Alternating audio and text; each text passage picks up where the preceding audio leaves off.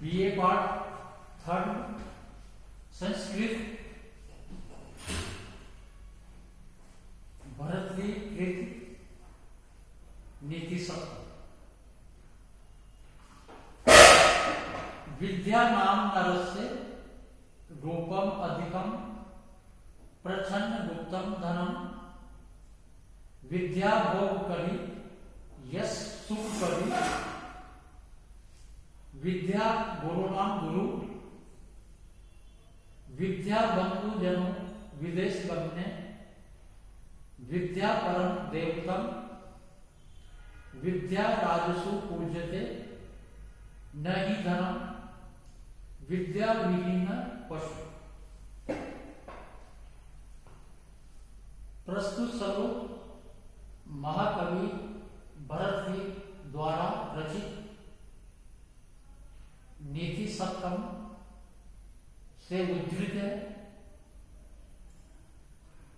विद्या का महत्व बताते हुए महाकवि भरतरी कहते हैं कि विद्या नाम नरस्य अधिकम रूपम। शास्त्रों से प्राप्त विद्या मनुष्य का श्रेष्ठ सौंदर्य है। प्रच्छन्न गुप्तम धनम छिपा हुआ सुरक्षित धन है। विद्या भोग करी विद्या सभी भोगों को देने वाली है।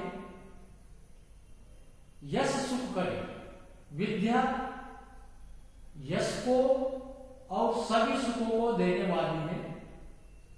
विद्या गुरु नाम गुरु विद्या गुरुजनों की भी गुरु है। विद्या विदेश गमने बंधुजन विद्या विदेश गमन पर या विदेश यात्रा पर भी बंधुजन अर्थात भाई के समान है। विद्या परम देवोत्तम विद्या श्रेष्ठ देवता है। विद्या राजसु पूजते विद्या की ही राजा पूजा करते हैं, धन नहीं, धन की पूजा नहीं। विद्या विहीन पशु का विद्या से रहित विद्या से विहीन मनुष्य पशु के समान ही होता है। प्रस्तुत पद्य में महाकवि भरतरी विद्या का महत्व बताते हुए कहते हैं कि विद्या नाम नरस्य अधिकम रूपम कि शास्त्रों से प्राप्त विद्या ही मनुष्य का श्रेष्ठ सौंदर्य होती है। कोई भी व्यक्ति कितना भी सुंदर हो, लेकिन जिस व्यक्ति ने शास्त्रों का अध्ययन किया है तो उसका सौंदर्य व्यर्थ है। इसीलिए कवि भरतरी कह रहे हैं कि शास्त्रों से प्राप्त विद्या मनुष्य का श्रेष्ठ सौंदर्य। प्रच्छन्न गुप्तम धन और छिपा हुआ सुरक्षित धन। भौतिक धन तो नश्वर होता है, लेकिन विद्या को भी शास्त्रों में धन माना गया है। कि विद्या छिपा हुआ अर्थात किसी को दिखाई न देने वाला सुरक्षित धन, जिसको कोई चोर जिसको चुरा नहीं सकता, कोई उसको छीन नहीं सकता। तो विद्या को छिपा हुआ सुरक्षित धन कवि ने बताया है। विद्या भोग करे कि विद्या सभी भोगों को देने वाली है। जिस व्यक्ति में विद्या है वो सभी का भोग उचित तरीके से कर सकता है। यश सुख करी, और विद्या ही यश यानी कीर्ति को और सभी सुखों को, भौतिक सुखों को देने वाली। विद्या गुरु नाम गुरु, कि विद्या गुरुओं की भी गुरु है, अर्थात ये गुरुजनों को भी मार्ग दिखाती है। विद्या परम देवता, और विद्या ही श्रेष्ठ देवता है। विद्या राजसु पूज्यते नहीं धर्म।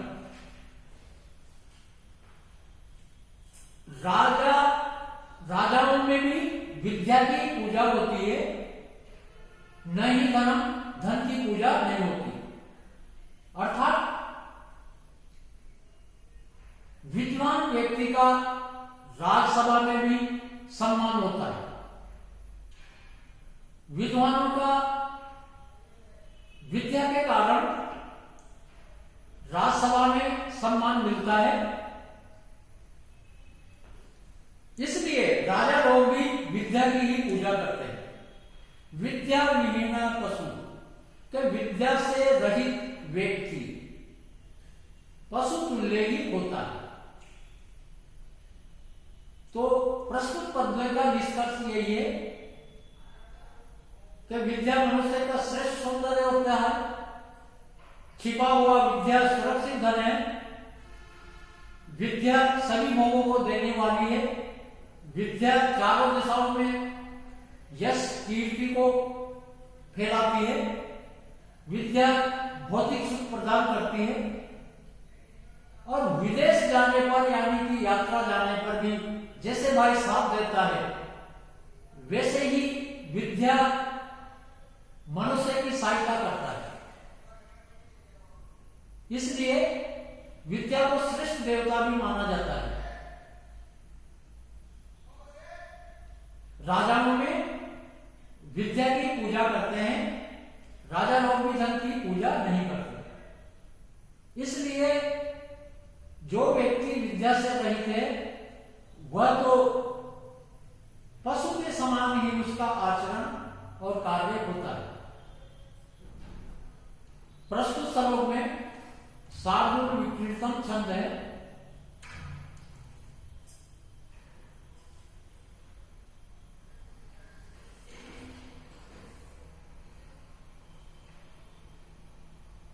शांति चेत कवचेन किम अर्भि क्रोध अस्ति चेत देहिना ज्ञाति चेत अनलेन किम यदि सुहद दिव्यावोषधि किम फलम किम सर्प यदि दुर्जना किमु धने विद्या अनवद्या यदि विरडा चेत किमु भूषणे सुकविता यत अस्ति राज्य की। प्रस्तुत श्लोक नीति शतकम से उद्धृत है। प्रस्तुत श्लोक में विद्या, समा आदि गुणों और क्रोध आदि दोषों पर प्रकाश डालते हुए कवि कहते हैं कि देह नाम शांति अस्ति चेत कवचेन किम क्रोध चेत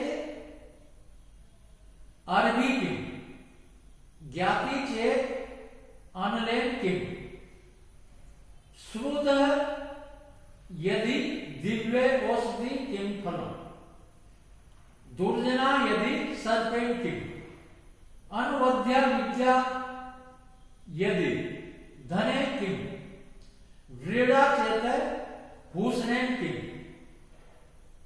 सुकविता अस्ति यदि राज्य किम देहिना शांति अस्ति चेते कवचे किम। यदि मनुष्य के पास शांति है तो कवच से क्या लाभ।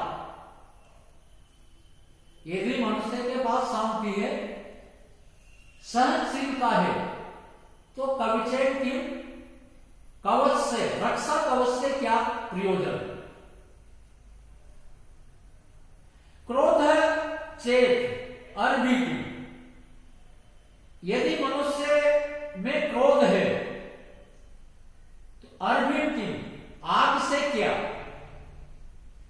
ज्ञाति चेत अनलेन की,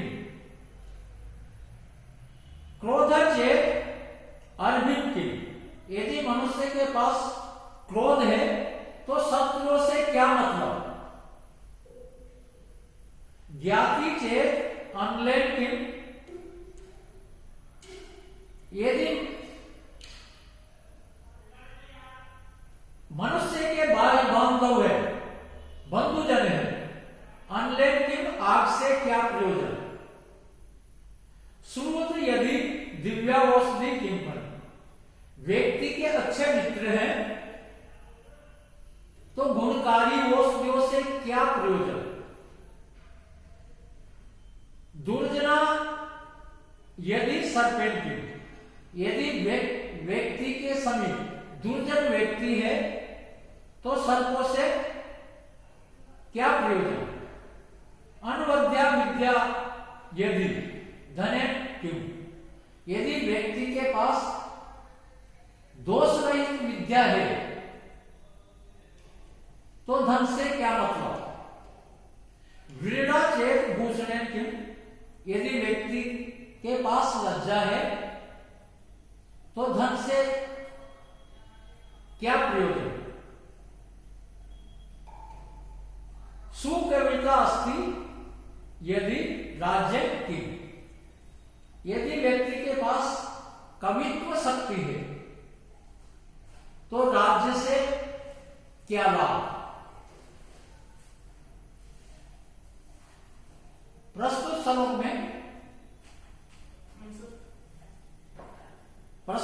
में महाकवि विद्या समा आदि गुणों और क्रोध आदि दोष के बारे में बताते हुए कहते हैं कि जयनाम शांति अस्ति चेत कविचन की, कि व्यक्ति के पास सहन शक्ति है तो रक्षा कवच से क्या मतलब है, व्यक्ति में जो सहन का गुण होता है वह सभी प्रकार की विपत्तियों से बचा लेता है, तो जो शांति सहन शक्ति है वह भी जैसे रक्षा कवच मनुष्य की सुरक्षा करता है वैसे ही मनुष्य में यदि सहन शक्ति है, शांति है तो कई विपत्तियों से सहन शक्ति नामक जो गुण है उसकी रक्षा कर लेता है। क्रोध चेत अरबी की, यदि व्यक्ति में क्रोध है तो शत्रु से क्या लाभ, प्रस्तुत श्लोक में जो क्रोध नामक दुर्गुण है उससे मनुष्य का संतुलन बिगड़ जाता है और जिसको बार बार क्रोध आता है या अपने क्रोध को नियंत्रण नहीं कर पाता है तो वह क्रोध अपने आप को शत्रु बना बैठता है।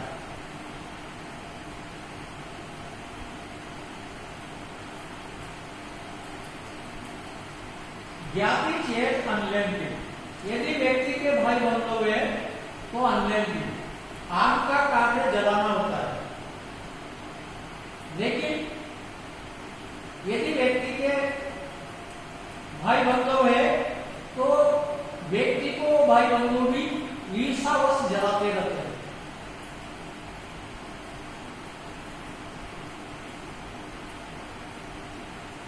सुहृद यदि दिव्यावौषधि किंपन, यदि व्यक्ति के पास या व्यक्ति के अच्छे मित्र है तो दिव्यावौषधियों से क्या मतलब, अर्थात विपत्ति में जिस प्रकार से अच्छा मित्र साथ देता है, क्योंकि दिव्य औषधि यानी जो गुणकारी औषधियां होती है वह अनेक प्रकार के रोगों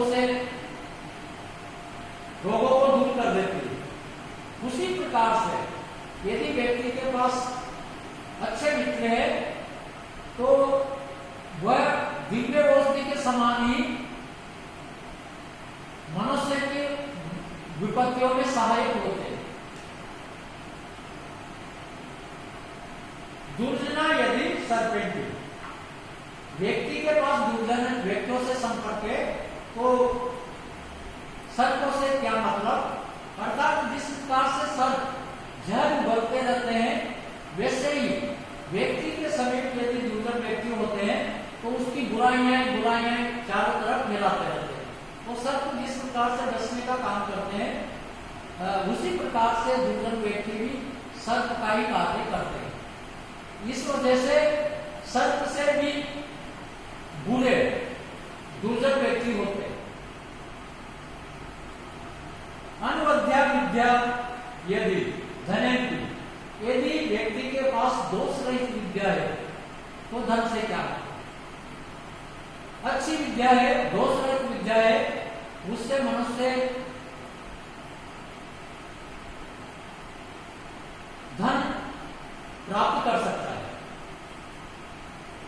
विरला चेत भूषण, व्यक्ति के पास लज्जा है तो आभूषणों से क्या मतलब,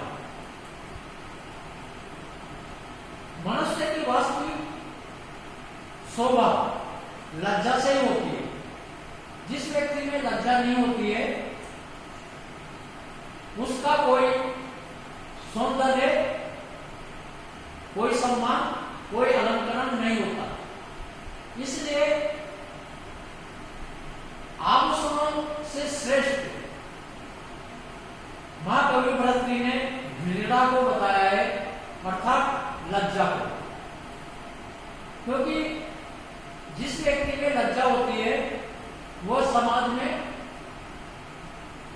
बुरा कार्य करने से पीछे हटता है, और जिस व्यक्ति में लज्जा नहीं होती है वह कोई भी बुरा कार्य करने में से संकोच नहीं करता। इसलिए सच्चा आभूषण कवि ने इसमें लज्जा को ही बताया गया है। सुतीव्रता अस्ति यदि राज्य की, यदि व्यक्ति के पास अच्छी कविता है, कवित्व शक्ति है तो राज्य से क्या, यानी कि अच्छी कविता से विद्वान का या कवि का जन जन के हृदय में कवि राज करता है। तो जिस प्रकार से राजा राज्य में शासन करता है उसी प्रकार से कविता के द्वारा कवि लोग भी हजारों व्यक्तियों के दिल में राज करते हैं। प्रस्तुत पद्य में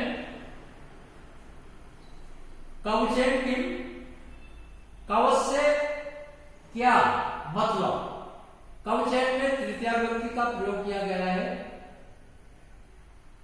किम कार्यम अर्थ प्रयोजन, इनके साथ तृतीया व्यक्ति का प्रयोग किया जाता है। अनलय किम,